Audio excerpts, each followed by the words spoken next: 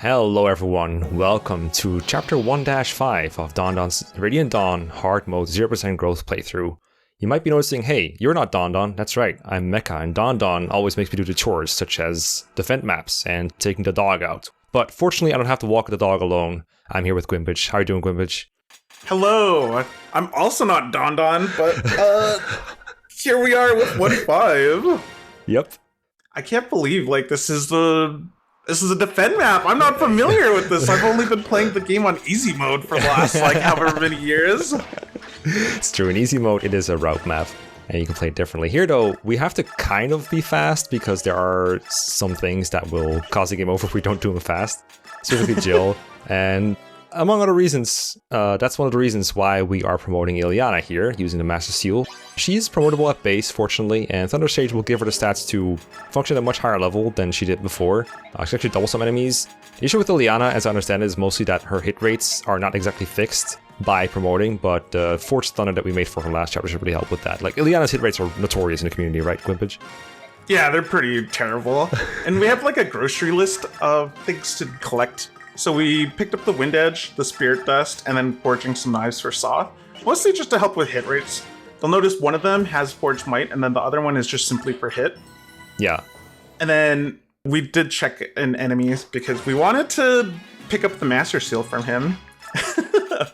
Yeah, what's going to happen is a soldier is going to attack Nolan at some point in the game, and if that soldier has too high stats, then Nolan just gets one-rounded, so we have to make sure that doesn't happen. Volug, our new boy and our best boy, is going straight up. You can see that the army is divided into Volug and not Volug. And not Volug has the easy task of fighting a couple of enemies with Soth in front, as we've been doing the last couple chapters. The Volug half of the army has to dodge one mage on this first enemy phase to make sure he survives. I think he can take every single enemy in that area, but the mage has affected damage on Laguz like Volug. We haven't really gone into Laguz a whole lot, except last chapter we explained that they can transform and detransform. Volug is not like that. He is permanently transformed thanks to his Wild Heart skill, which is locked onto him. And while he has that, he has 1.5 his normal base stats, so still much higher than most of our other units. And in fact, Volug is a very important combat unit for this playthrough. As you can see, he's doubling on one-rounding, which is something only Soth has been able to do so far. And he's also somehow our first training project, where we wanted to see as much combat as possible because it builds his strike rank. For most units, weapon rank is a bit of an afterthought, because you just gain what you need over the course of the game pretty naturally.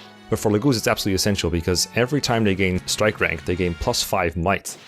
That's effective 10 it's so damage much on top of everything, so it's really important to train Volug's strike rank as fast as you can.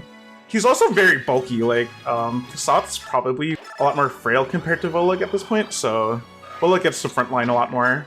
One of the really important differences between the two is Volug is locked to 1 range, where Soth can attack at 1 to 2 range. So Don's actually carefully placing Soth around where he's baiting a lot of the 1 to 2 range enemies, so Volug doesn't have to deal with them. Yeah, Volug is not bad. He's not going to die to a 1 to 2 range enemy, but it would be a huge waste if he fought one on enemy phase and didn't really do anything. We baited over one soldier in particular that allows us to steal his Master Seal. There's not many units here that we want to promote, but it's still something that we want for future chapters. And you'll notice one of these enemies that Soth weakened is actually going to make their way to Volug at the end of the chapter, so keep an eye on that. Yeah, but Don used the weaker knife just to leave them at low HP. Because at this point, I don't think Soth really cares at what XPs he's at anymore, so there's really no point in giving him extra kills that he doesn't need, where it could go to Volug. Yeah, exactly. Volug isn't just killing things for his own fun and training. A lot of enemies near there have to die because they're attacking the NPCs, which are, I would consider them the main objective of this chapter.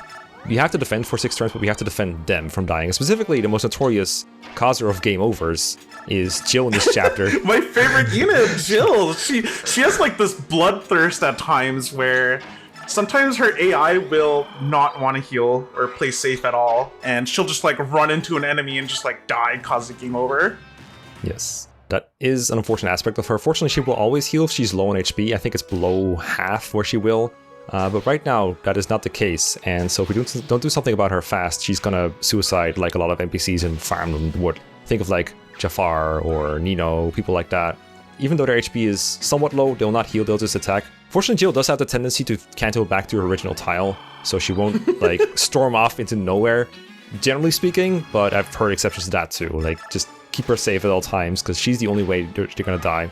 The enemies are a bit merciful to us in that some of them are programmed to go for Tyronio or Zhark, the General and the Swordmaster near Jill respectively, and they will die horribly to Tyronio because he kicks ass, and they'll also die horribly to Zhark.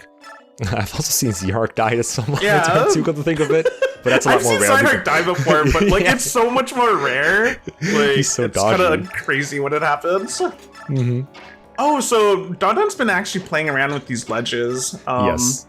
So you can just like block ledges from one range enemies where they can't climb over and pass by you. So you can sort of like pile them up at the bottom of the ledge, like Don's doing.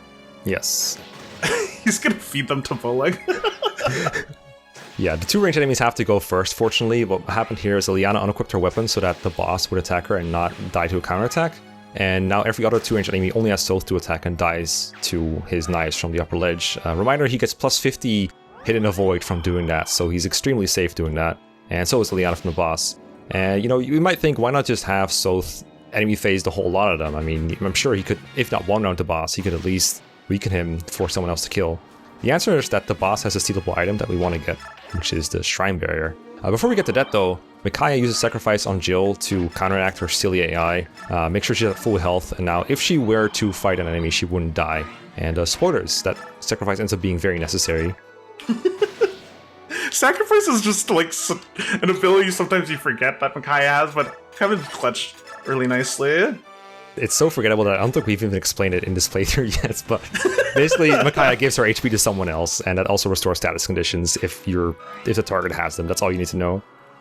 Yeah, Soth really did a lot of heavy lifting. It's actually kind of interesting how, I guess, light he is constitution-wise. Like, Aaron and Nolan can just lift him around, and I think the rest of the Scrub Brigade can actually shove him, so he's actually pretty mobile and, like, helpful for clearing a lot of things out fast. Yeah, it's one of Meg's defining features, is being able to shove Soth around. I was surprised not to see her deployed, honestly.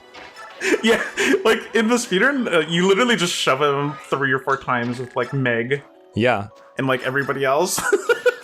I was expecting Danan to do that turn 1, is shove Soth into the group of enemies a lot. But it turns out I think that makes it harder to steal the Master Seal. Yeah. Without things getting awkward. Oh no, and Jill just barely survived too, like... Yes. Dude, Sacrifice is so OP. Before we end things, Volug has gained 39 strike weapon experience, which takes him over halfway to S-rank strike. That's it for chapter 1-5. Thank you for watching. We'll see you next time. Thanks for having me.